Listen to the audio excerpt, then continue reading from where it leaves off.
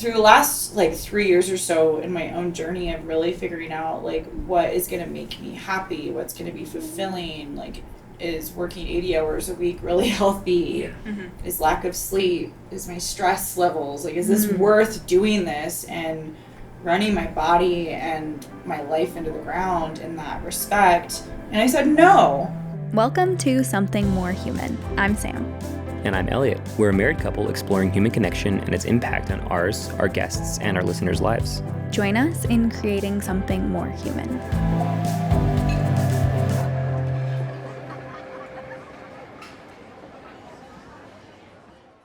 Today, we're in conversation with Tess Coates and Nadia Mousleh. Both of these amazing women have shops in Old Town, Albuquerque. They are always beaming with joy when you walk into their shops, with kindness, with excitement. So we're so excited to have them here to learn a little bit more about their stores, about them as humans. Thank you both for being here. Thank you. Yeah, thanks so much, guys. I know that Sam knows you two a little bit more. It's nice that we have, I have some shorts now from one place, and you have a ring from another place, right, that you're wearing, which is Yay! Which is great. So there's already some connection in the room. But yeah, we're really excited to dive into you guys and your businesses as well. In Old Town, same place. How far away are these from each other? Block. Yeah, I mean, if we could cut a building in half, We would be right there. We would just Serious? walk. It was like be like a crosswalk between us type of thing. It would be nice. Yeah. And is this your first time meeting each other in person? No. Oh, okay. No. Okay. Actually, Tess, gosh, it was probably April of last year. Mm-hmm. I came out with my best friend who owns another shop on the East Coast similar to what my shop is. And I walked in and introduced myself to Tess, and she was the first business owner. And her kindness and authenticity and warm like demeanor toward me as someone who's new, who's going to open a shop but doesn't have a timeline yet. She was just very transparent about everything, and that's kind of what blossomed as a business friendship because she's always been so supportive and so kind. And she didn't have to be. Definitely. Because many retailers can be very competitive. Yes, that actually is very true, and that's one of the things that I've been up against so many times is truly that sense of like competition where it's like nice, like a superficial nice, but like gonna, we're doing business, type of thing. And I'm like, at the end of the day, like we're just humans and we want connection and we want to feel seen and loved and, and business or no business, and at the end of the day too, like competition is good, especially here in Albuquerque, because I think it informs the consumer, hey, this is what's neat, this is what's interesting, there's plenty to have here, there's plenty to see here, it's yeah. So I don't even like to use the word competition. It's just like more options for people. A high tide raises all boats, and that's something 100%. I feel like it's easy to fall into competition where you're like, oh no, that person's offering something similar to me, like what if people go there? That's a route. Another route is like, let's get together and collaborate, like you're doing something amazing, I'm doing something amazing. How do we share ideas and lift each other up and build better businesses? Well, especially like, meeting Nadia, I was like, okay, here's this person, like I mentioned earlier, solving a real true problem here in Albuquerque because we just don't have men's boutiques, clothing options, anything like that. And also came with this, the overall overarching kind of mission of your business, with sustainability and fair trade. I was like, oh, I'm behind this all the way, and it was like, how can we obviously share customers, but also kind of be there for one another as like business owners in the same area that will, butt up against similar issues or, things to work through. Do you think that competition is a lack of like, a lack of community? Like maybe there's competition because perhaps you don't know the competition as well as you might like to, like in this situation. I'm just thinking of this idea, like if there were these weekly meetings, in let's say Old Town, for instance, and there's 5 people with the same sort of product that they're offering. If they knew each other, on a deeper level, like you're saying, maybe you'd be able to build each other up and give each other ideas that might help their businesses. And I wonder if, because this is the same thing that happens in photography. Right. I mean, as a wedding photographer, very guarded. Most people are very guarded. No one wants to share their secrets, or or their pricing, or how they edit, or how they attract clients. And I understand it to an extent, but there's going to be competition in any market, right? Yes. And I feel the same way. A high tide raises all boats. And I think for me, I feel like the photographers I know on a deeper level, there is no competition. Right. It just doesn't exist. But the ones I don't really know very well, there seems to be like, I don't know you, so therefore I'm a little bit guarded. I think it's interesting too, because Old Town right now, we just have an association that got stood up, so they meet monthly. We're starting to do more collaborative event planning. Like there's this movement, which is happening right now, which supposedly hasn't happened before. So that's really beautiful. I think in time, it's going to force people to have to work together. I think there's still resistance right now, and that's okay, because you're getting people working in a way they've never worked before, and you're getting businesses that have functioned a certain way for so long doing something that feels foreign to them. And naturally, you're going to have businesses that are hesitant to change, because as humans, oftentimes we lean into what's comfortable, what we've been doing for a long time, and changing is hard. So right now, there's a moment, which is good from a collaborative standpoint, but it's going to take time. And it's going to take showing people that collaboration is good, that working together is a positive thing. And then some business owners are learning that, and it might take them longer than they anticipated. Yeah. Do you know the details about like this, this collaboration? Is it like one person that had the idea? Like how, do you know about how it came to be? I do. Yeah. Specifically when it comes to like the Old Town Association, as Nadia mentioned. So I actually was at the very first kind of meeting of minds that was like, we need this, right? That started at Church Street Cafe, and was actually led by Visit Albuquerque, which is the tourism leg of our city. And they brought in kind of like a specialist to kind of kick off the communication and, kind of just getting us together. There was a lot of people there at that meeting. I would say like, I don't know, 60 some people, which was insane, And now here we are, however many months later, maybe 10 people show up to these meetings, maybe not. But through this, what's really fabulous is maybe you don't go every week, maybe you aren't even really interested, but there are starting to be little branches of, different committees. So, events being one of them. Like Nadia had mentioned, it's huge, getting more of like a, putting our stamp on what we want to see for our community. That's not just city initiated. So, the next big thing that we're going to put on is Dia de los Muertos event. So that's going to be like a good week-long event. And it's getting all these little business owners and shop owners, or whether they're residents, they could even be just property owners, involved. And it's not just, I'm an entrepreneur, I have a store here in the Old Town district, but it's anyone who's involved can come to these things. And it just creates more of this, like, again, that synergy building, like Nadia was saying. It's getting, starting to shake your neighbor's hand, getting to know their names, understanding what's working, what's not working for them. And then it becomes like that team mindset, and you're like a unified front, and you're not working against each other. It's starting to unfold. That, and there's a beautification committee, as well as safety and security. I'm glad Nadia brought that up, because, to answer your question, Elliot, the very first thing that came to mind when you mentioned, like, if they knew one another, would that competition kind of edge go away? And I think that is a yes, because I did think about you being a photographer and how we're in a photographer's home right now, in this setup, and like you have been able to reach across the table, be a friend, and not see each other as like rivals, you know? So I think that, Nadia coming into my store, she came in with, the intention to like meet someone that maybe is a like-minded person. And it worked. Yeah. So it's like, okay, just put yourself out there, right? Totally. And not from a place of fear, not from a place of, again, competition, but how can we do this together? Hold hands. Exactly. Yeah. Maybe for those who don't know or might be fresh listening, can we zoom out for a minute and hear about your shops and kind of the journey to opening your shop? Like, what was your vision and what is it today? And also, why Old Town? Yeah. I had that question for you. Yeah. Like, I want to know. So, Man, so why Old Town? Let's start with that. So Old Town was a place I visited for the first time with my now husband, Ben.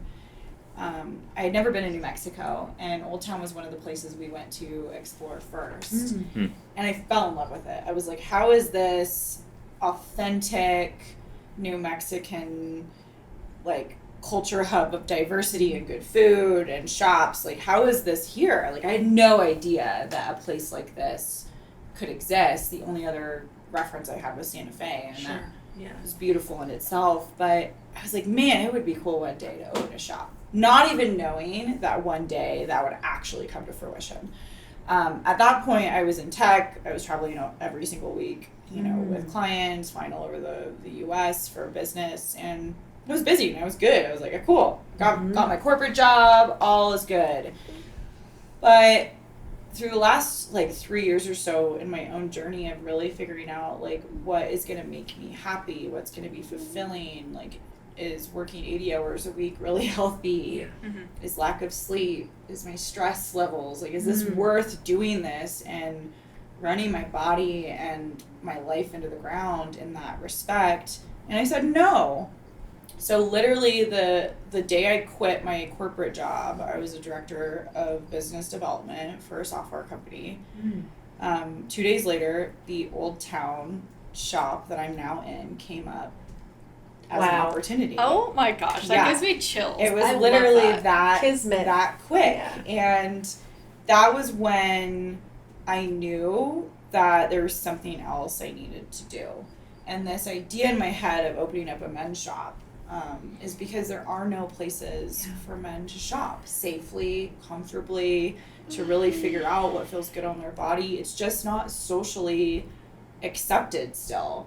And men have had this expectation of this machismo, I'm a man and I don't have feelings and I just gotta tough it through. And I'm just tired of that narrative for humans. These are humans, they're not robots. And so I wanted to open up this shop to really open up their minds that jewelry is for them, self-care is for them, nail polish is for them, clothing is for them. And that was the whole emphasis behind it, is if we really want to be equal, if men and women need to be on the same level playing field, then there needs to be a place where men can truly be themselves emotionally, mentally, physically safe, in a place where they can feel like themselves. And so that was the first, prong to the business. And then the second piece to the business is the sustainability and ethical aspect. We have a very big problem with fashion these days, where there's just so much waste and it's contributing to so many problems in our world.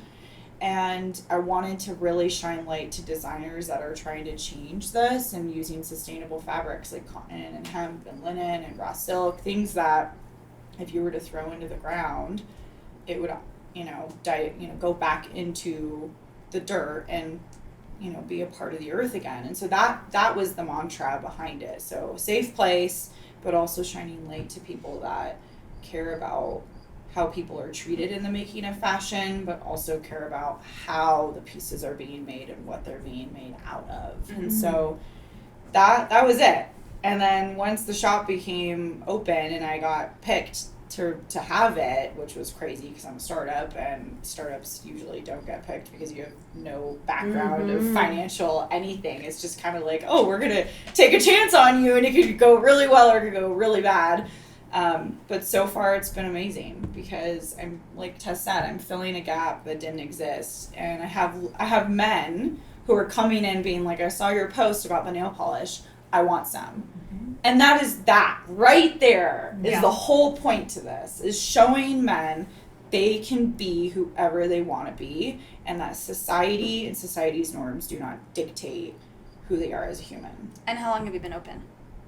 2 months. Wow. It feels so much longer. It does. I've been open since the end of April, so I guess we're July, so 2.5 months about. It's incredible. Yeah, it's been phenomenal, and just Albuquerque, so Old Town in general has been so supportive, but Albuquerque as a whole, I didn't expect the referrals to be what they have been. All of a sudden, I have someone from another state referring someone here, someone here referring someone from Santa Fe, and back and forth, and the business has been growing so well based on people supporting the brand and the mission and the value system, and that has been really beautiful to see.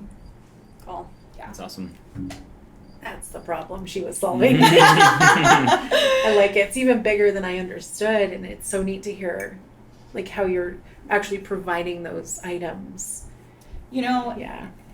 it's interesting because so like I've had a lot of men come in and they're with their partners, and they're like, I've never been in a men's shop where I'm literally trying on the clothes and my partner's waiting for me. It's been the opposite. Oh, what a good feeling. Yeah. And I'm like, that's the whole point. Yeah. You should have a safe place where you can try on everything in my shop, and we'll talk about it, and I'll ask you the questions of how does it make you feel? Do you feel confident? Do you see yourself wearing this? Yeah.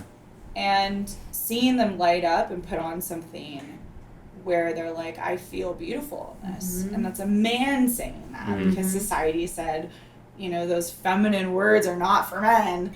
You know, you're strong and you're, you know, you've got this. And it's that like machismo mantra. Seeing that flipped on its head and seeing them use words that are a bit more gentle on themselves is really amazing. Yeah. Well, as the only man in the group right now, that's the experience that you're talking about is exactly my experience. Cool. And anytime that we go on vacation, you know, we try and get you something I to love wear. shopping. And I love anytime, and as we do that, we'll, you know, casually look in the men's section, and we'll be doing that for 20 seconds. As soon as I Right. find out that I'm extra small, I'm like, I'm out. So I have never had a good experience shopping my entire life. And it's not just that. It's the feeling where there's not something for you. Right. It's not just like, oh, whatever, we'll go. Exactly. We'll go Yeah. with our day. It's like it's not for me here. Right. And it really like affects your mood. Big time, It yeah. does, I because you feel like you're left out. Yeah, I feel, I've definitely Forgotten. had problems with insecurity as a short male, and then especially not being able to find clothes is really difficult. So, and that's the problem too, is like I shop at Express a lot because like I have some really nice slacks that I wear all the time. Like all the clothes I wear, I run into the ground, and I wear them all the time because I don't have a lot of clothes, and if they fit, I'm like, this is great, it fits, I'm gonna wear it. But I don't want to shop at Express. Exactly. You know what I mean? I'm. It's not about the money, the amount of money. I'm willing to spend $100 on a nice pair of pants that I can wear for a long time, but it's Express. Like I'd love to go into a local store, and you know, and feel good, and like actually have Sam wait on me. That never happens. That never ever happens. I usually, you know, we'll buy like a larger pair of pants, and I'll go get them tailored, and then it's an extra, you know, $50, $60, $70 for the $100 pair of pants. Size inclusivity is so important to me because bodies come in every shape and form. Yeah. And I have a few people who are extra small that also I personal shop for, so that's something to keep in mind in the future. But I also have people that are 3X, 4X, and so I have those sizes because that is so important. You should be able to go into a store and not be like, I won't fit into this stuff because I'm either too small or I'm too, my body just won't fit.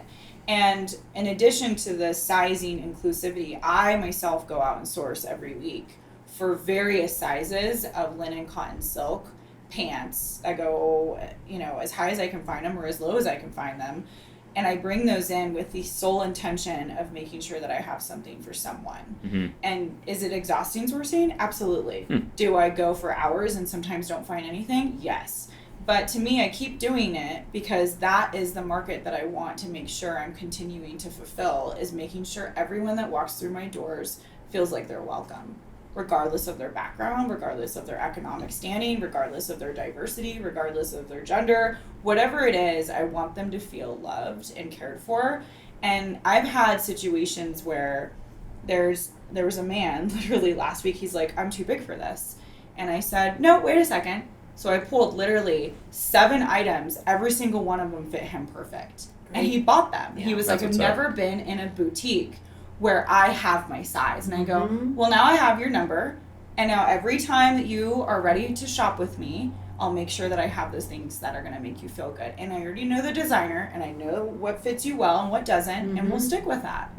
But it's taking that time to really understand people's body types and the textures that make them feel good, and the fabrics that lay nicely on their skin tone or make them feel good and comfortable. Like whatever it is, it's my job to make sure I'm getting to know them as a human. Mm-hmm. So that way you don't go into a shop like you have in the past and been like, I'm an extra small, oh, there's nothing here for me. Mm-hmm. And then feeling like you're not loved and cared for because they weren't thinking about that inclusivity aspect. Mm-hmm. That's on the business. That's their goal. Totally. And that's their job. And if you're not thinking about that inclusivity as a business, then you should probably rethink who your audience is. Right. In my opinion. Right. I mean, talk about human connection, right? Like, Yeah. the fact that you're open to understanding what colors look good on you, what fabrics do you like, how does it lay on you, you liked that, you didn't like that, I'm taking notes of your size, call me when you want to come back. I can't think of a store that you go into and shop where they say, oh, hey, I know you by name, I remember you wear this size, how'd it fit last time? Or you send me an email the next time you want to come in, or you're in town. That extra step of human touch goes so far and is kind of lacking as we get deeper and deeper into our phones and TV and tech. Yeah. Tess, I want to get to you, but really quick, one more question that might be even deeper. I have really, really bad ADHD, so I'm always, and OCD, so I'm always concerned with not prioritizing, but I guess cataloging and just, what's the word I'm looking for? Compartmentalizing? Sure. I'm basically what I'm wondering is, are you, like, if you're taking notes for a specific client, what does this database look like? Is it paper? Is it a spreadsheet? Like, where do you, is it like in a folder at the middle end of a folder? Like, what does that look like? Files. What does that look like? Because that's a lot of work. It is a lot of work. So Shopify is great because you can put notes under the customer. Okay. So I'll put them in as a customer, and then I'll write out all the notes about the experience and what they wear and the sizing and the pieces that they purchased or liked or didn't purchase. And then I have an actual notebook that I write more of the like personal pieces, which is like he came in with his wife and she was really excited about XYZ and they just traveled to here and they went on this vacation during this time and it reminded them of this. So I note certain things because me as a business owner, when I have all of those customers, I don't quite remember their faces, not because I don't want to, but because I actually think I have facial blindness. So I have to write those things down because it goes back to I don't want anyone that I've shopped with before to come into my shop and I don't remember them or recognize them. And so that's more for me as a human to make sure that I'm not forgetting anyone. And I am human, I'm imperfect, I will eventually. But in the meantime, I do take notes of everything on both my like actual software system and in my notebook that I keep with me at the shop. I want to comment on Nadia's last comment, or I just want to make a joke here. So Sam reached out and called about this podcast opportunity, and she was like, "It's Sam," and I was just like, like who's Sam? Who? I'm the opposite. I will not remember your name, but I'll remember every conversation, every place we've ever been to. It's amazing, and we're all different in that way, different. I will like it. I mean, years. It's like this catalog, and I have ADHD, self-diagnosed for sure, and it might be why, because I'm just like downloading all these things, So it's, I was talking to you guys earlier about maybe possibly me being out of the business a little bit, so I can work on the business. So it's like I have to really think about, okay, if my asset to this company in this store is like that kind of like connection and those like connecting the dots all the time. If you take me out of the business, what would that do? What does that look like? Exactly. And like somebody may not even think like you to take a note to remember when Mr. and Mrs. whoever come in or whatever, like you can pick up where you left off and continue to build on that. Yeah, so all this to say, what I was mentioning earlier is like, the minute that you're like, you gave me a reference of a time and a place, I was like, of course, duh, you were just in you're shopping, I remember the ring you bought, like the notebook, I remember it all. I have kind of a very long history of as to where I got to where I am now, opening Luna and Luz, but I'll just back up. I grew up here in Albuquerque, born and raised, I guess I'm first generation, and as soon as I was, kind of about to graduate high school, I knew I wanted to be in the fashion industry. In particular, more like wardrobe styling, set design, stuff like that. And so I sought that out right away. And I went to school for, not interior design, it's practically what it was, but visual communications and fashion merchandise marketing, which is funny that I am so resistant to posting and marketing. It's bizarre, but long story short, that was in Los Angeles. I was super young, obviously moving there. I'd never ever really traveled a whole lot as a kid. So being born and raised in Albuquerque and then putting me downtown Los Angeles in the early 2000s was very strange, and I didn't love it. I love going to LA now, but living there was tough for me, even though I thought that's what I wanted, right? Mm-hmm. So I came back home, and I was still very young, obviously, just kind of trying to figure out what I was going to do with what I just learned, without there being a whole lot of stores, boutiques, interesting places to shop. I found one place that was called Abode at the time, and it's no longer open, but it was on, right next to Buffalo Exchange in Nob Hill. Mm-hmm. So, next to the Lobo Theater, that kind of iconic, old Route 66 area.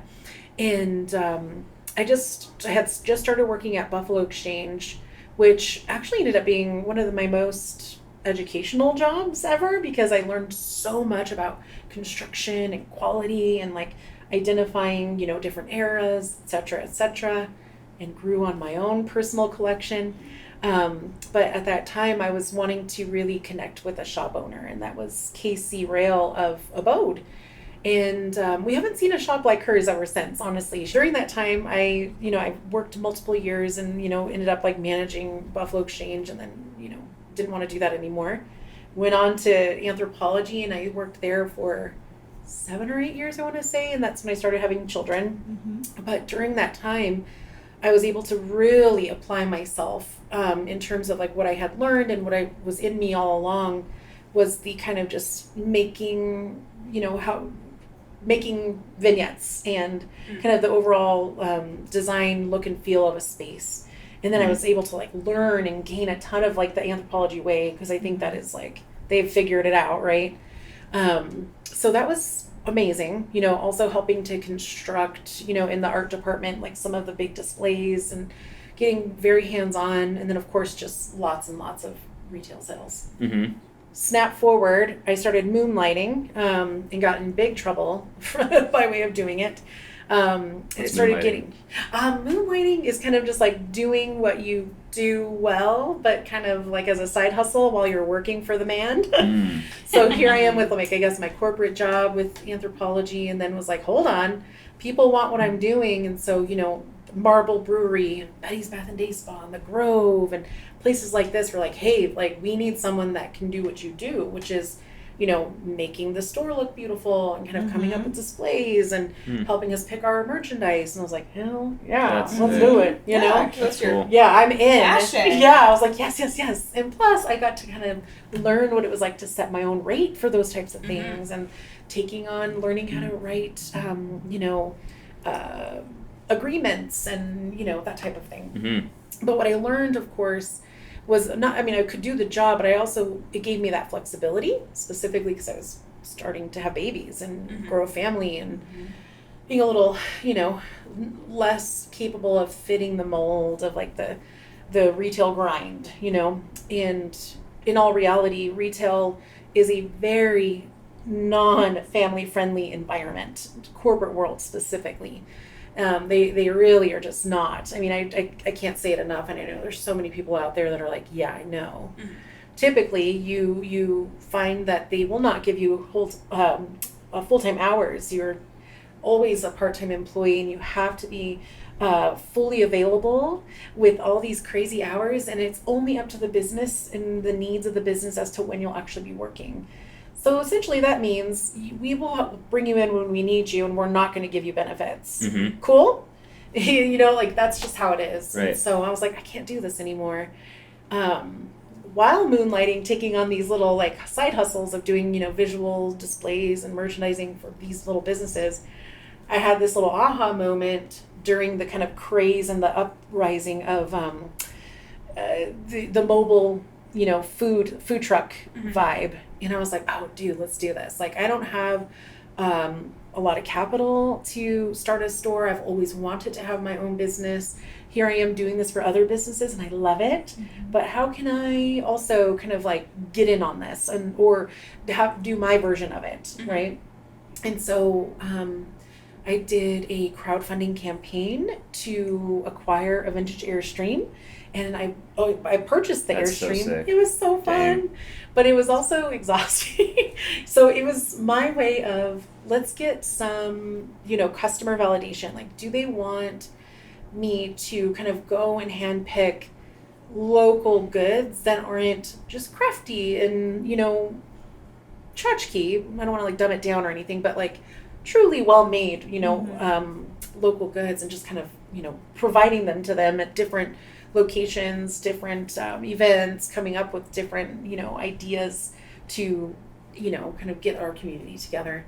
So I did that, had my second child, and she was like a week old when I got back into it. It's like, it was nuts, you guys. It was nuts. Yeah.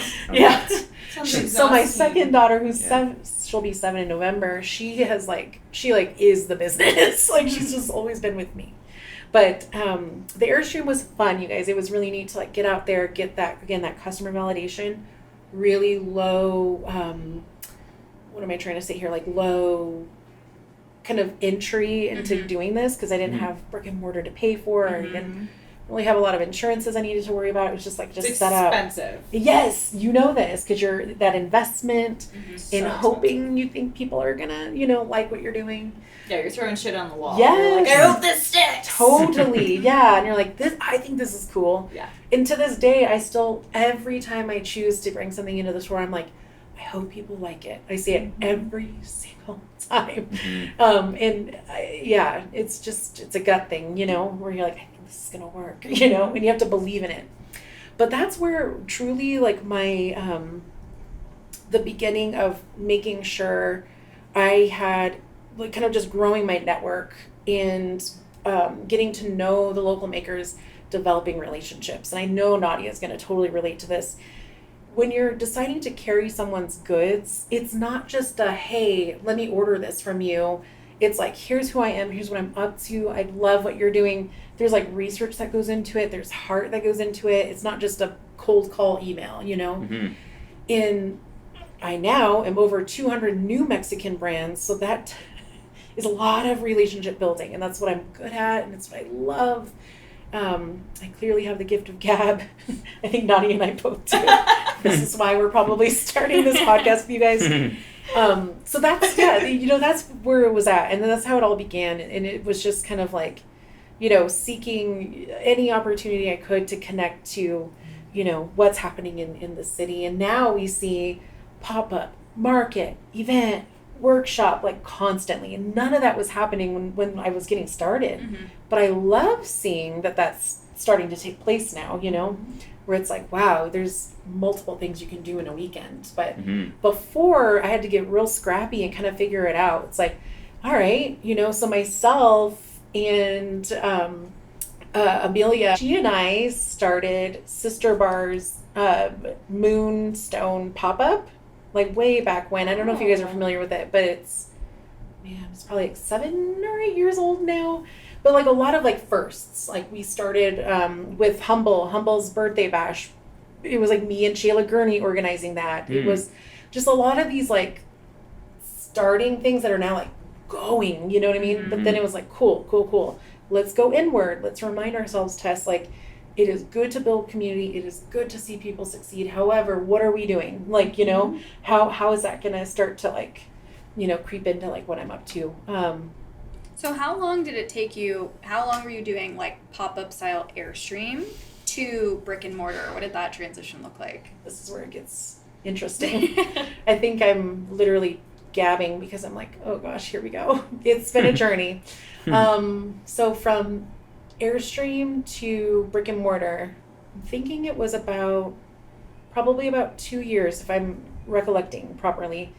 But being that I was kind of keeping my ear to the ground and just trying to know what was going on at any given time where the Airstream could be, I had learned about the sawmill market.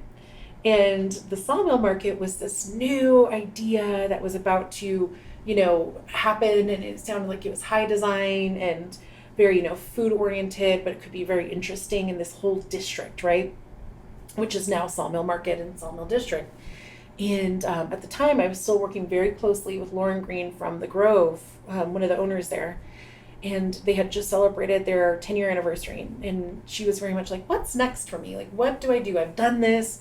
I have this beautiful, business that's running, and I'm proud of it. But, like, what's next for me? Mm-hmm. And I was like, how about this? Like, they're looking for a project manager, and you guys are, like, to me, like, the kind of high-level operating kind of system in the restaurant world, and they're connected with local farmers, etc. Long story short, got them connected with the developer of Sawmill Market, and they became the project manager there. Wow. Then I had my baby, right? So I was still doing the Airstream and working with the Grove and all of the other amazing businesses. And right after I had her, I started yet another pop-up, right, of like little collaborative folks and friends that I had in the community. And one of them was like Hi-Fi Records, which soon became like a quick partner in this business I'm about to explain. At that time, Lauren Green came to me and she was like, hey, this is great. You should also know about not only the Sawmill Market, but also some other businesses in the district that needs to be activated. Here's the contact information for the property brand manager. Reach out to them.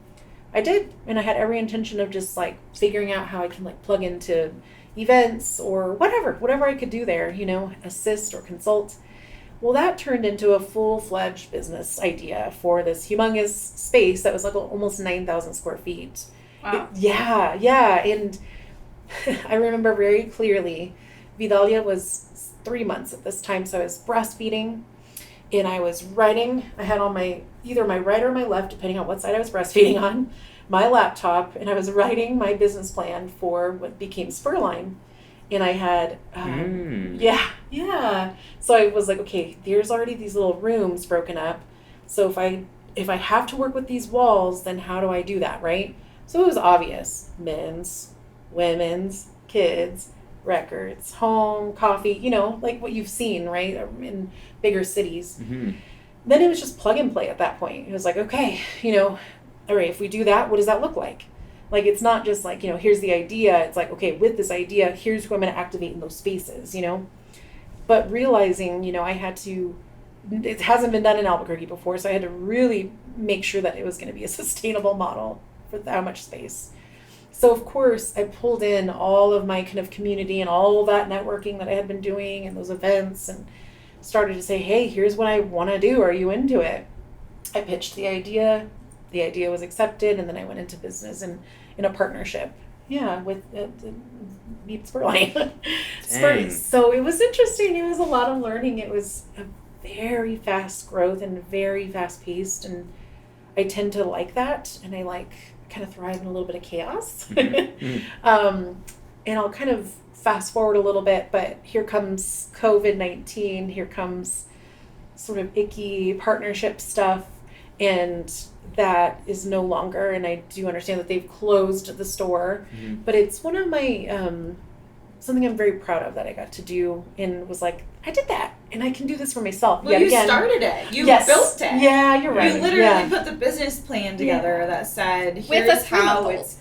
Yeah, my baby. And breastfeeding. That is incredible. She grew up in that store, seriously. And whether you saw it to the end or didn't, that's irrelevant, because you literally built the brand, and you built the idea from your brain. Yeah. And they built it from that. Yeah. That's incredible. And that was it. That was the whole thing. So, the mission of what Spurline was, what Luna and Luz is it's not about, the way it all started for me at Spurline and what it is for me at Luna and Luz now, it's not about, what am I going to get for the best margins? And that you're totally in the same game right now. Yep. Because you're, it's like your markups are not great because of the quality and the consistency that you're trying to. Yeah, it's expensive as hell to buy good products. Yes. And you have to buy them up front. That's what people don't realize. Some of them have commission structures. Sure.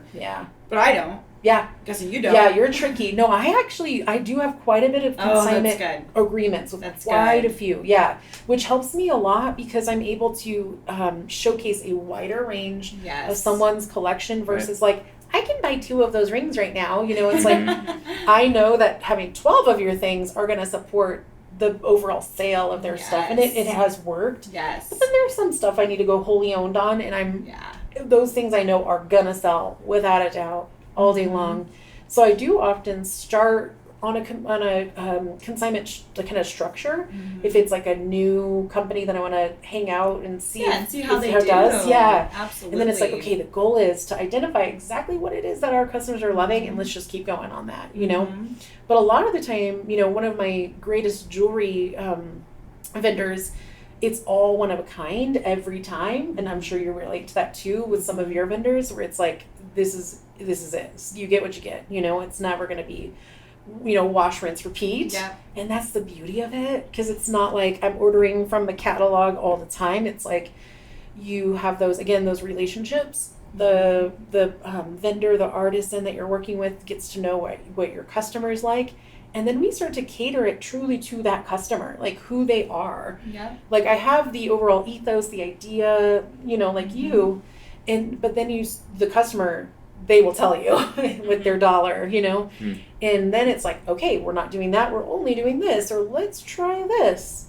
But my forever goal is to always be what's coming next. So you can always expect this baseline of things from Luna and Luz. Like we will always have this, but then we'll always keep adding, you know, like what's new, what's fresh. And I have to, because there's true competition out there, right? There's stores in Old Town that are starting to be very similar or have similar products and brands. That's good for the artisan. That's good for the community.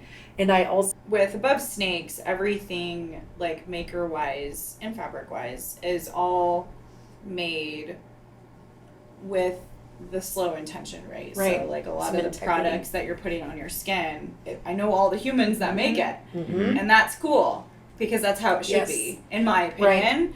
But not everyone has access to those. And so, like, where you have all the local makers, which I love, because I direct everyone to all the New Mexico local makers to you, I might have people who are U.S. or Canada and expanding. And that's where we can get collaborative in our education, because...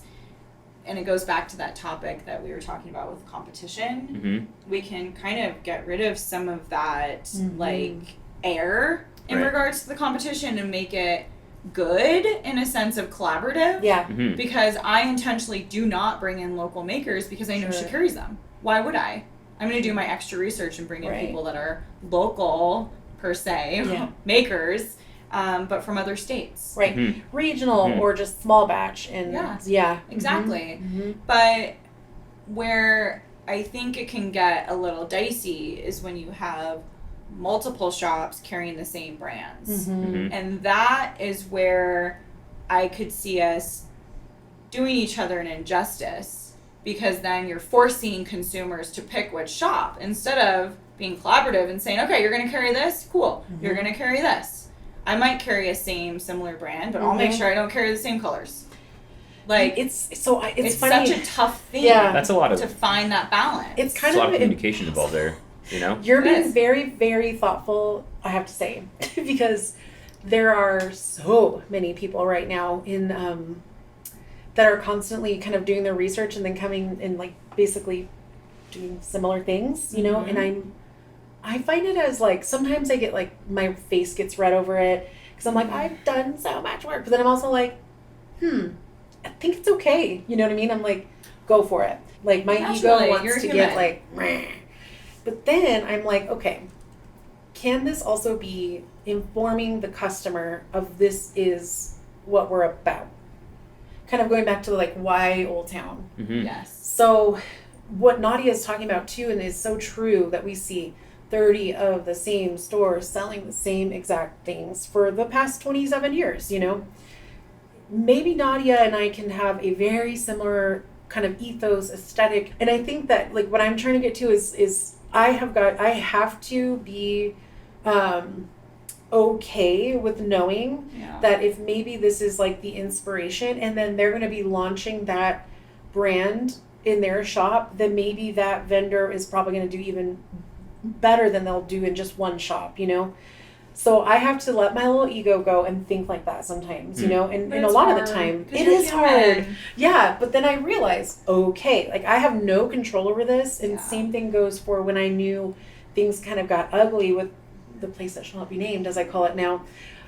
Some of my very dear friends were still selling there because they're like, I need to make my money, you know? Mm-hmm. Yeah. And so I've had to really let go of ego in my business because it's just impossible. You know what I mean? It's like I can't say you cannot sell to this person 1 block away from me. Right. They're gonna do it if they want to do it. You know? You can't, but and obviously I don't know much about this industry, but here we're having this conversation. Right here, Doesn't it come down again to maybe lack of education or conversation? Yeah, I mean, what if we brought those 2 vendors in? Not even us. What if you brought the 2 vendors in, had a conversation? I think it's all about like effectively communicating, hey, like this is why it's actually not even good for any of us. Not that it's not even good for you or me. It's not good for you. Yeah. And here are the reasons why.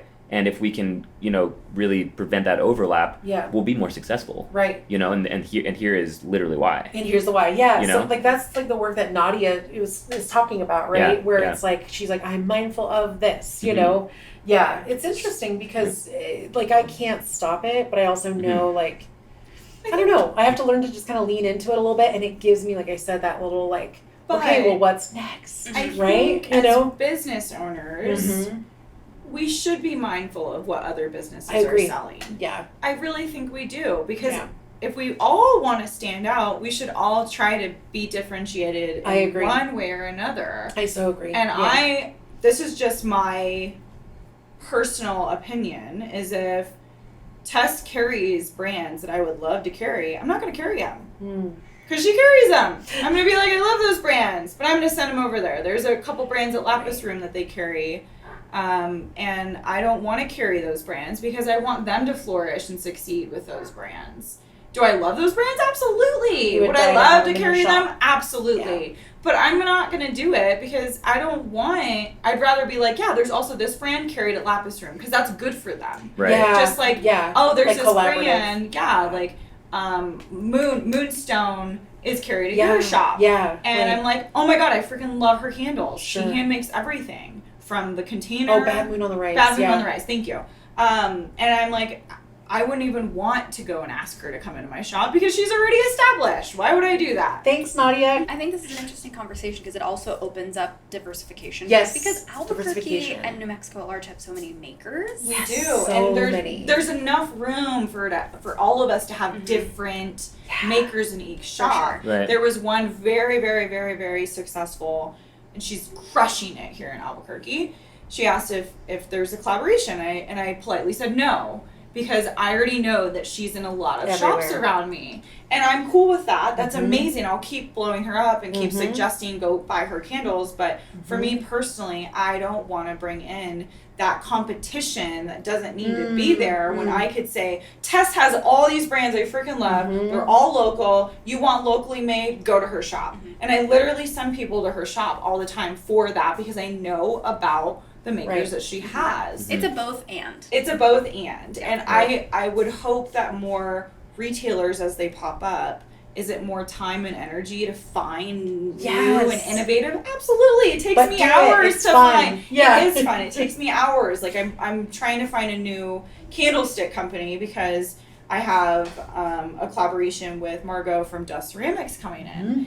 And I really want beautifully made candles that are 100% beeswax, and there's a few, but they're already carried in shops. So I'm like, okay, I'm gonna go find a new one, and because there's enough makers out there and enough people who are passionate about this side that I just have to do some research. It might take me a couple days to find them, and I did, thankfully. And I'll test them out, see how they burn, and we'll go from there. But I'm very protective of this aspect because also as a consumer myself, I don't particularly like going into a shop where it's all the same stuff every single shop. I want to see different stuff. Well, because that's kind of, I guess, what we're here for today too, right? Is like building those connections and those relationships that then allows you to have it in your business, you know? Totally. And it's not just, that's the fun part for me. I love a challenge, right? Like you digging for the right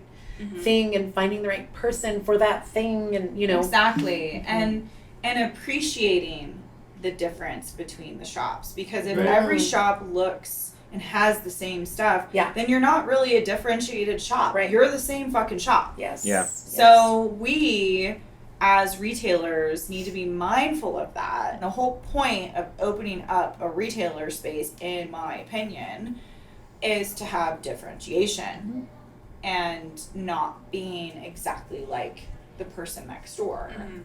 And in order to maintain that, it's going to take us having the research and having done the background and finding those small makers who aren't maybe unfair. Yeah. That's I'm noticing the a fun theme part. here. I'm going to zoom us out. Yes. I'm noticing a theme of intention. Elliot and I kind of go into what is human connection? What does it look like? If we had to name it, what would it be? And for me, like, my buzzword was intention. So we're kind of already talking about it, but I'm curious about moments in your journey as a human. And of course, business is a thread of that. Yeah. Where there was a person or a connection, good or bad, good and bad, that really kind of changed the trajectory of the person sitting in front of us. I know that's a heavy, deep question. Yeah, I think I'll dive into this a little bit. So growing up into the young Nadia, the way that my parents grew up were very patriarchal, very much like, this is where the woman's job is in the household. And then as a young girl growing up, and then you have both your mom and dad who grew up with that sort of mentality, it was really important for me to challenge that. Right? So, like, my mom and dad were really good about saying, okay, F the patriarchy, you're gonna, survive and do what you need to do for you and never depend on another human to be successful. So that was at my basis of growing up. My childhood was a lot of ups and downs, but that was the core base, and that really drove who I was today. And so as I then moved into the technology field, because naturally I was a woman who's like, I'm going to go conquer this male-dominated field and be a female, rising to the top, and I eventually became a director of business development for all of North America, yada, yada, yada, but it came with its challenges of being the only woman in business. And my moment of switching was actually on a work trip in that last role I had, where one of my colleagues, who was a man, a very machismo man in some aspects, he was like, let's go get pedicures. And that moment of like, holy shit, I've worked this long with this many men, and none of them, all of them were always like, oh, pedicures, because I would get pedicures on the road all the time. Or get my nails done, or get a massage while I was out on the road, because I was already there, staying at X hotel, whatever. And that was the first time that I ever had a man say, let's go get a pedicure, let's go do some self-care. Love it. And that was so big. And I didn't realize until probably after opening up Above Snakes how important that moment was, because it was showing me men love self-care too. I always knew it, but I'd never seen it in real life. I'd never seen a man be like, I want to go to a pedicure, or I want to get a massage, other than my husband. My husband loves all those things, but he's in a part of my everyday world, whereas these other humans are not. Right. And that just showed me how much men are not shown that they can also partake in self-care. So that human connection was, for me, that was a very big turning point, because as I said, in my childhood, I was always having to strive to be one of the men, right? Having to be their equal.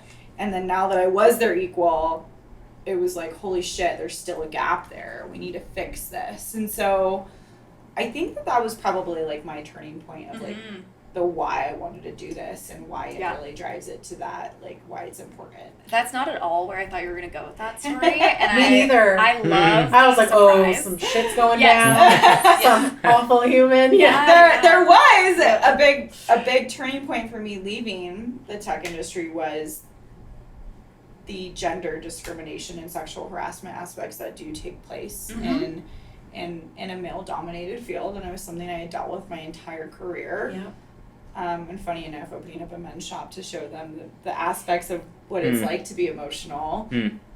That's probably, or more than anything, that's definitely a part of why I chose the direction I did. But that memory of the pedicure was a catalyst because it's like the epitome of machismo, right? Like of like men resisting something as simple as self-care. Yeah. And then finally a man decided, let's go do it. And then him and I are sitting there with another female colleague and we're all getting pedicures. And it was Fabulous. Yeah. I've never had a pedicure.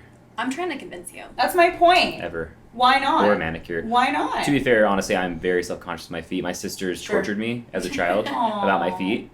So she doesn't really see my feet very often. No, Elliot and I have been married almost 5 years. I can probably count on my hands how many times I've seen his feet. Or at least up close. So I think that there's a lot of unpacking to do there. Yeah. You know? Which, I mean, kind of, right into it. Even with my hands, I'm just like, It's the I don't whole know, journey. But I mean, yeah, it would be nice to have a pedicure. I've also, all my male friends, that's never been like, I'm like, are the things we do self-care? Like, is going to hit balls on the range, is that self-care? I think it is in a way. But when it comes to our bodies, like, are we doing stuff together? Like, besides the gym, I don't go to the gym. Like, have I ever told a friend, like, let's do something for our bodies? Which I don't know if that's kind of what you're trying to get at. I think there are many ways to do self-care. That's exactly what I'm trying to get to. I've never thought, my male friend, let's go get a massage. Ever. Because it's not something that was in your purview. No. Your whole life. Like, for Right. me as a woman, Of course. right? Here's the man and woman thing. That was something I always did with my mom as a mother-daughter thing. Yeah. We'd go get pedicures. We'd go get manicures. I never did it with my dad. I'd go shoot basketball hoops with my dad. Right. It was always a female-male thing. And for me, I'm like, why is it so divided? Why is that even a thing? Right. You know what I mean? Yeah. And that's what I want to change, or at least impact, is that you can go In your get a space. pedicure in whatever shape or form you want to be in, and whatever Right. your feet look like. My feet look like shit right now because I haven't had a pedicure in a while. Yeah. Also, everybody has feet. Yeah. They're just, feet are kind Bodies. of weird. Humans and, have we all bodies. them. Exactly. We have appendages. We have But- fingers. We have toes, and it's getting back to that basic acknowledgement that yes, we might have different genitalia. Okay. But it's about, we're still humans with emotions, with needs, with wants. And what are those? Let's dive into it. Because as women, we've been socially accepted to be emotional. We've been told since we were little we're emotional, right? Oh, she's just being emotional. Right. Even in the workplace. But men have not. Oh, he's angry, but that's justified. Yeah. Not emotional. And it's so interesting, too, because then when we meet a 30-year-old man, society's like, well, why don't you have emotional intelligence? Even though you have zero skills over time to really develop it. And I'm not trying to toot my own horn at all, but I feel like of all men that I know, I feel like I'm, out of maybe the average 32-year-old male, I feel like my emotional intelligence is pretty damn high. I'll toot your horn. You know, That's a yes. like to a fault. Like I have maybe one male friend that we can talk about pretty much anything at all, and all my other male friends are completely more closed machismo. off. I know nothing about you. Exactly. Like that wall is Well, up always, you know. And it's so multifaceted, right? Because I think about my husband in this regard. When we met, he was very much aligned with that machismo aspect in some ways of like, I'm just gonna keep working through this. I'm fine. I'm good. I'm angry, but I'm gonna go to the gym and then let it go, sort of thing, which is like in itself not healthy in a lot of ways. And it wasn't until he really decided to dive into that of like, why is my body reacting this way? And why do I feel this way? Or what are some better tools? And through therapy and through meditation and through conversations with his partner, aka me, he really challenged his upbringing. Because so much of how we are how we were raised. Totally. Yeah. And then, but anyways, I digress. The whole point is to hopefully create more moments like the moment with getting that Yeah. pedicure for more men in general. Right. And allowing it and accepting it and loving it. Yeah. Before we get to you, Tess, real quick, I'm that's what I'm trying to think of right now, though. Why, like, is it genetic? Like, at what point in my life did I don't know if I decided, because my dad and I had a pretty good relationship for the most part. And I'm like, is that why? Is it just my upbringing? Is that why I'm more emotionally intelligent? Is it because my dad is maybe a little more emotional than most men, even though he did have his anger issues? I'm like, because I didn't really have any time to practice with any other men, because I literally have not met very many men in my life that have been emotionally intelligent. Right. Partly her for sure. Yeah, it's definitely probably, it's probably mostly I think it's also because of you. It's also voice, right? Yes, your household was mainly women, Mm-hmm. but because your dad so infrequently heard the words from his own dad, "I love you," Yeah. he made it a point to be very vocal with you about how he felt about you. It changed it. Yeah, and I think that just putting the words out into the world didn't stifle you in how you might then go out and put your emotions into words. Even if it's not like, I am feeling this particular way because of this particular thing, but just in general, that it wasn't taboo to tell people you love them. Like, when Elliot All and I the time. met, Yeah. I definitely have this, like, my dad's of that generation, which is like, I will just hold it in until enough time passes that I forget about it. Yeah. And so when Elliot and I first met, all of our friends could get them hugs. "I love you guys. See you next time. Bye, guys. Love you." And I'm like, I don't know. It took me a really long time to start telling my friends when we left, "I love you." Which is so weird, because you love your friends and you want to tell them that you love them. But for some reason it was weird. It's just a vulnerable place. Yeah, For sure. I think it's just you weren't taught that. You weren't shown that. I definitely wasn't shown how to communicate properly, but my parents always told me they loved me. My dad especially. He's a very affectionate human, but we didn't talk about anything other than... Like the deep stuff. Yeah, we didn't talk about anything deep. I didn't learn that until I got into therapy. Yeah. And have been in the last, 7 years. Yeah. And those skills are not innate until we start having the open dialogue that this is a problem. And it goes back to why I opened up a men's shop. There's a problem there. I want to fix it. I want to change it. I want to build a space where you can come in and feel your body and feel the texture of something and say, I look sexy in the mirror. And that's not a female or male thing. That's just a human thing. Right. Feel good. Yeah. And it's changing it, hopefully. It's something that just keeps rattling in my mind, and I'm like, I hope it lands in what you guys are saying here, but through my own therapy as well, something that I'm having to like learn in my personal self and like my sexuality, even with myself as a person, not in my sexual relationship with my partner, but just me, and also trying to foster a good way forward for my preteen who's 11 of this like the overarching idea of self-care and self-love. It's like really hard to get there, but if you can just get to the baseline of acceptance first. Because I mean that like you said, size inclusivity, being a big bodied person, I'm gonna own it, I am a fat person. It's so hard to be like, I love my fat. Some people are there, but if I can get to that place, like say if I was shopping in your store, I feel like, cool, this is also for me, then I can maybe go to that like, whoa, I really love myself, place. It's building places like that are just for a everyone. baseline. Yeah. Right? It's making sure that people feel welcome and safe and Yeah. loved as soon as they walk through those doors. Exactly. And never making any assumptions about someone based on your underlying biases that are there because of how we're taught. Yeah. Right? And it's literally all up to all of us individually to say, okay, cool, I have these biases about X humans or X humans in this group, whatever, and saying, fuck that. Yeah. Right. And consciously saying, fuck that. Because it's so easy for me to have someone walk through the door and make an assumption about them. Right.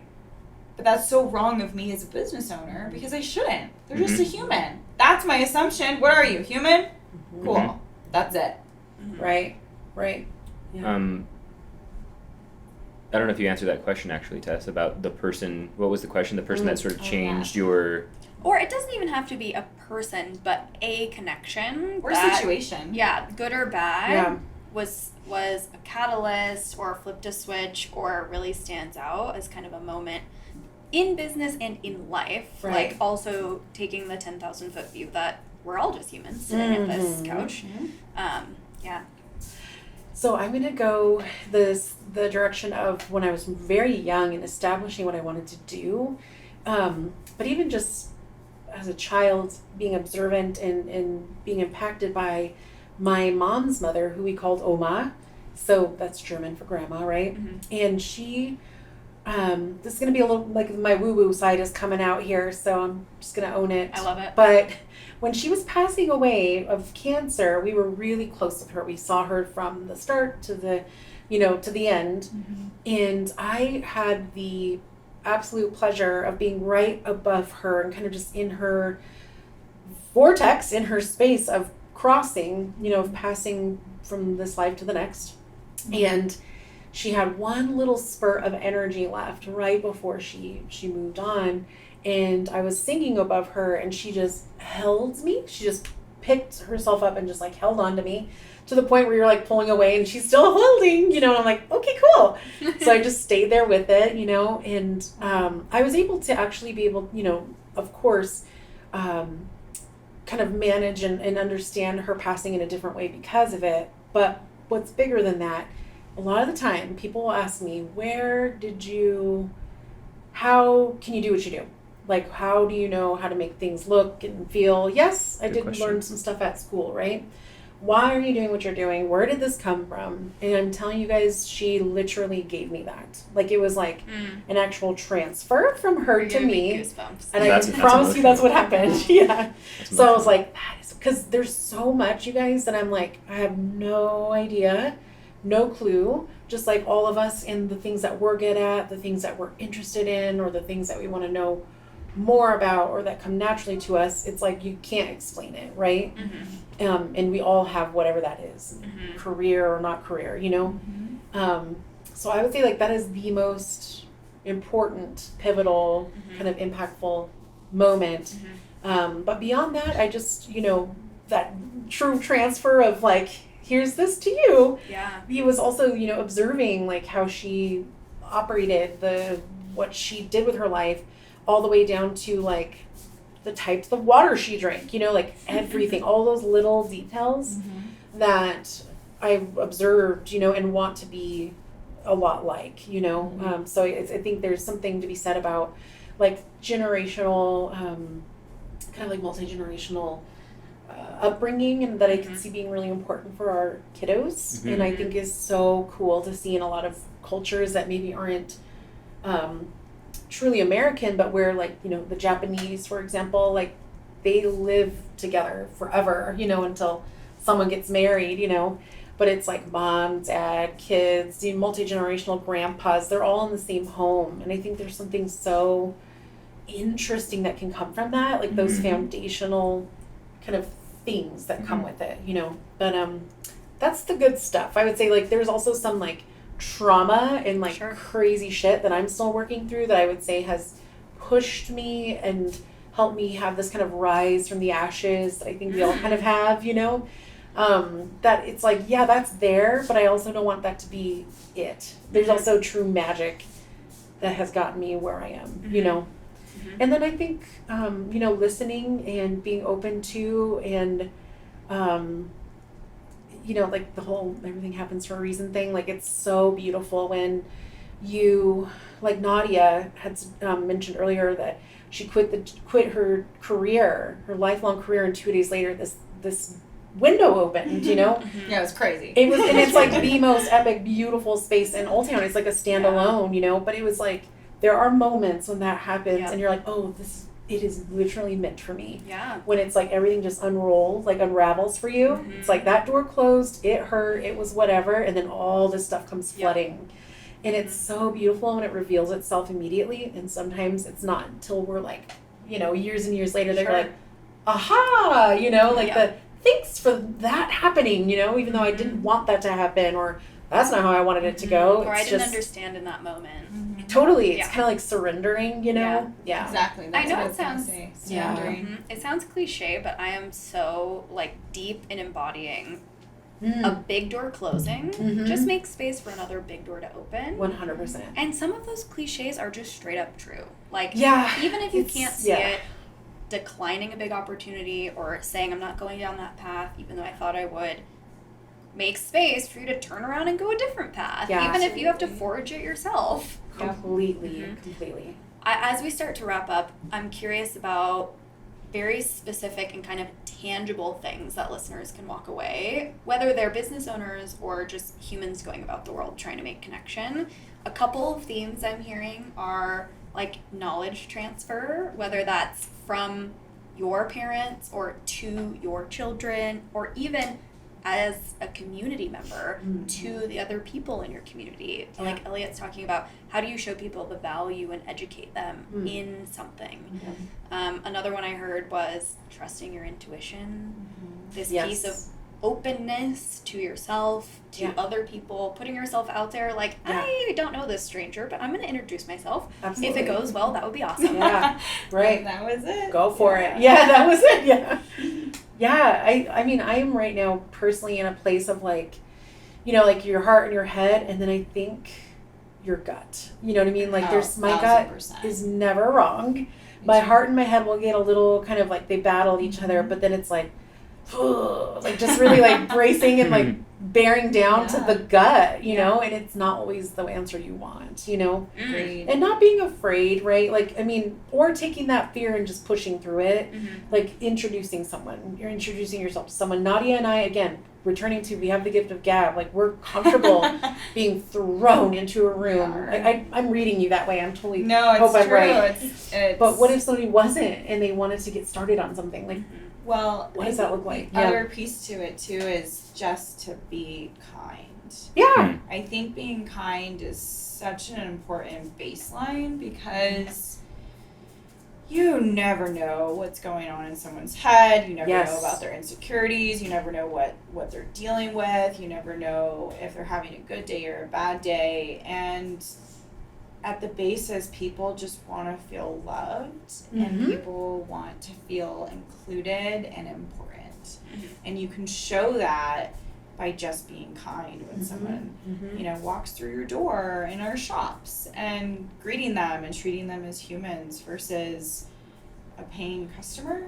Right. Taking that away and just being like, you're a human and you're loved here. And I'm going to be kind whether you buy something or you don't. Because at the end of the day, being and showing you that you're a human is what matters more. If we can treat people that way, because I know for sure when I go into retail shops and if someone doesn't greet me or they're not kind, I'm going to turn my ass around and walk out because why the fuck would I support them if they can't even be a basis of a kind human, you know? Right. And that happens, fortunately for me, I feel like that happens pretty often. And that's sad. Walking in, not even being greeted, I'm like, it's pretty easy to do. Yeah, just to say hi, hey, welcome in, how's it going? Right. Or even just Goes a like long being way. authentic and complimenting them on something that, you know, you could think about. Like, there's an example. This woman came in with her son this week and she was having the time of her life. They had been on this excursion for the last 3 weeks because she's a 3-month on, like, multi-weeks off. That's what her job entails, and she's across seas oftentimes. And she came in on Sunday, this last Sunday, and her eyes were all red. And I said, oh my God, are you okay? And she goes, I had to say goodbye to my son because they're parting ways. So I just pulled her in for a hug. I just don't even know this woman. Just gave her a hug and she cried. Yeah. In my arms.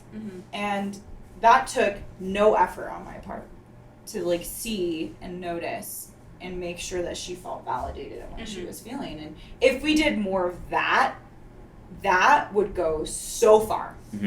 It would make us see each other as humans and not about our political affiliations or our religious outlooks or our assumptions or our biases. It would just strip all that shit away and say, you're a human and I love you. Yeah, it's like a vulnerability without an agenda. Exactly. And I think that's kind of a place that I come from all the time. Me too. Because I think we've been in positions, and here we are, we have as you mentioned earlier, Nadia, the privilege of having a business, Yeah. the privilege of having a business, you know, like, or wanting to start a business or whatever, wherever we are in our journey. Yeah. Sometimes people will hold you to a specific regard or like a kind of this platform, but I get off of that platform and I am just down here and I am walking my walk, I'm talking my talk.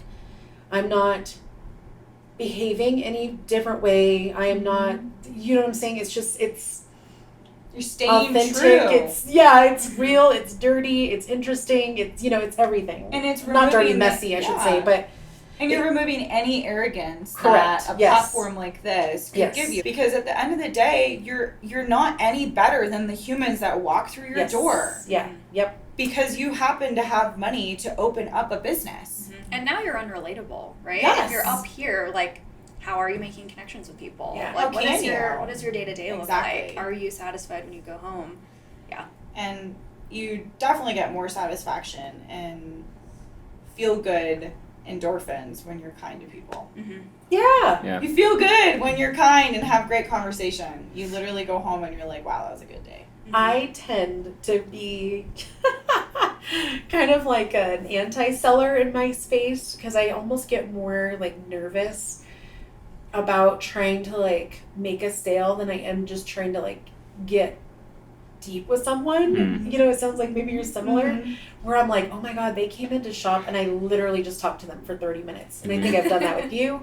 I've done that with so many people and I'm just like, you know, like, although that's not serving my business, that is like, that person's going to totally remember the way they were made to feel. And I felt amazing coming out of that conversation. Mm-hmm. Sometimes you walk away feeling exhausted. I don't know, Nadia, if you do, but I'm like dead to the world at the end of the day sometimes. I am. Or I'm like get really highly exhausted. energized. It depends, you know? Mhm. But it's like a giving of yourself, you know? You are, because you don't know what kind of human's going to walk through that door and what kind of emotional or mental state they're in. Right. And if they're in an emotional state where you want to, like, for me, my innate want is to, like, make people feel good and Yeah. make them feel loved. And so, like, even though you're trying to make them feel good, it does take out of you. And by the time you get home, you are really tired. And oftentimes I need to, like, curl up and read a book and be away Recharge. from Yeah. from everything. But, you know, I would take this opportunity and this experience over my life on the road and my life away from my family, you know, and my life living out of a hotel. And that it was great in so many ways because it gave me the financial backing to start my own company, but at the expense of my body and my mind and physically and just everything. And so I'll take my evenings that I'm a little tired and need to recharge over living out of a suitcase any day. It sounds like another theme that's coming out of this is self-care, right? This Yes. another cliche that you can't pour from an empty cup. You can't. You It's can't. real. Yeah. How can you possibly show up for other people if you can't show up for yourself? Yeah. And that's why, like, for me, I'm very particular about my business hours. Like, I've had some customers be like, well, why are you only open Thursday through Sunday? And I'm like, because I need a life. I need to spend time out in the wilderness. I need time to read my books. I need time to thrift. I need time to do nothing. Go be a human. To be a human. Because if I don't have that time, Yeah. I can't show up for you when you walk through those doors. Mhm. And it's a balance. And I think as businesses, we've been at the beck and call of our consumers. And I know that in my previous world, I'd have customers calling me all weekend being like, we need this, I need this, oh my God, Nadia, this is on fire. Right. And I would work Monday through Sunday. And it was crazy hours. But I don't want that life anymore. Right. And then and I'm okay not making crazy money to have a life that's fulfilling and loved and not high stress. And I think more and more consumers will appreciate that when the retailers set those expectations too, because those are the hours that they move forward. Then you can be intentional about when you want to come in and shop. Yeah. Well, the podcast is called Something More Human, and so the last question that I was going to ask that I think has been answered, which I think will probably be a recurring theme quite a bit, hopefully, in these podcast episodes, is the question word for it is, in a world that often values superficial connections or relies heavily on technology, how do you cultivate genuine and authentic connections both within your business and in your personal life? And are there specific practices or approaches you found helpful in nurturing these connections? And I think the answer I'm hearing is like, just be fucking nice. Yeah. Yeah. You know, From a and place that's of love. Yeah. and that seems it is. I was gonna say it seems so easy to do, and I feel like it is so easy to do. And so there's also some responsibility from the four of us, somehow educating other people on how. I don't know how that looks, but to be educating people how to be kind. Yeah. And not that we're the you know, the perfect example, but the answer does seem simple. You know, I think it is to be kind. I think it's you be know? kind and be real, right? Mhm. Like before we started recording, we were talking a little bit about the journey, and it's relatable, and we're all on a journey, and Yeah. it's not just the highlight reel that is social media. Yes. Which Yes. can be tricky to remember because you're Totally. consuming so much of the highlight reel that it can be difficult to remember. Everyone has their own shit. Mhm. Everyone is on a journey, Correct. doing their best. Mhm. Some days are good, some days are bad. Mm-hmm. One thing my husband always says and said to me way back when we were dating was comparison is the thief of joy. Yep. And it's Yes. remembering that my journey is different than Tessa's journey. Tessa's Mhm. journey is different than my journey. Mm-hmm. And allowing that, Yeah. allowing those things in our journeys, we can work together, but it's not the same, and that's Mhm. okay. Mm-hmm. And where she's at in her life and where I'm at in my life are completely different, and that's okay. It's not a bad or good thing. It's just is. Right. And it's remembering that you're in your own world. You don't have to be comparing your world to other worlds Yes. because it started at different times, with different influences, different experiences that don't make it better or less than. It just Right. is. Yeah. Well, and it kind of goes right back to what you said earlier too. It's like you have you have a whole narrative that you've developed for someone without even trying. Mhm. You know what I mean? Typically, that's like our ego, that's us. Mm-hmm. But you might not really know. You know what I mean? Like truly how they got to that place. I mean, that's a whole nother podcast, right? Mhm. Sure. But it's like, I think one thing that I'm really, hopefully maybe this would answer your question is like, how are you showing up as your like relational self, you know, and like getting out of just you and like who are you like as an us right now, like me and Nadia, we've developed like an us relationship in this conversation and us with this conversation. Mm-hmm. So it's like getting out of that independent, like just me mindset when you are having conversation or are kind of in community with people. Just remembering to be inclusive Yeah. Mm-hmm. in whatever way or form that comes in, and within the different dialogues you'll have throughout business or personal. It's a practice in vulnerability, I It think, is. which is a muscle. Very like, much so. You gotta work it. Yes. And it'll atrophy if you don't work it, like social skills, like hard skills. Definitely. So, Elliot and I definitely want to thank you both for your Yeah, openness seriously. and your vulnerability. That's This was not amazing. something that you just stumble upon, and it's something that you work, and we really appreciate it both sitting here in this conversation and just out in the world when we bump into you. And I know that people listening will feel it and people who come into your shop will feel it. So I will be putting show notes, however this goes live, we're still learning, and like links to your stores and shops. But if people wanted to connect with you on the internet or in real life, how would they find you and connect with you? So for Above Snakes on Instagram, which the tag is at Stay Above Snakes, and you can also email me at hello@shopabovesnakes.com. So either one works, or you could Google me in the shop, and it has the shop phone number there, so you can text or call. Text is probably easier because I'm often with customers, so I'll get to you when I can have a break, but those would probably be the easiest means. And really quick, for the Albuquerqueans, this shop is, I mean, obviously they can Google map it, but I just like spatial, seeing it in my head. Where Yeah. where exactly is the shop in Old It's Town? right off of Romero. So when you are going into Old Town, it's one of the first shops on the left, right across the street from the parking lot. Okay, great, Yeah. great. So Luna and Luz is also in Old Town, kind of like a backyard neighbor to Stay Above Snakes if there wasn't a building between us. Yeah, it's literally right across. Yeah, we're on the Sweet. San Felipe side, so it took me forever to realize this, but there's 2 streets in Old Town, and they run parallel to the church. So we're on the east side of the church. The way you can connect with us is also through Instagram, at shop Luna and Luz. Our website, lunaandluz.com. There's also, Gmail, of course, which is shop@lunaandluz.com.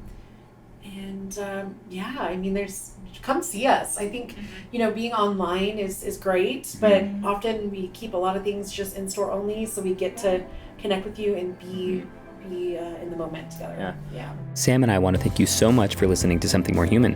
If you're enjoying the podcast and want to support us, there are plenty of no-cost, minimal effort ways you can do so. For starters, you can subscribe to the show on your favorite listening platform. You can leave us a 5-star review, drop us a comment with a topic you'd like to hear us discuss in an upcoming episode, and you can also keep up with us on Instagram and TikTok. Give us a follow there at Something More Human. Thanks so much. Thank you.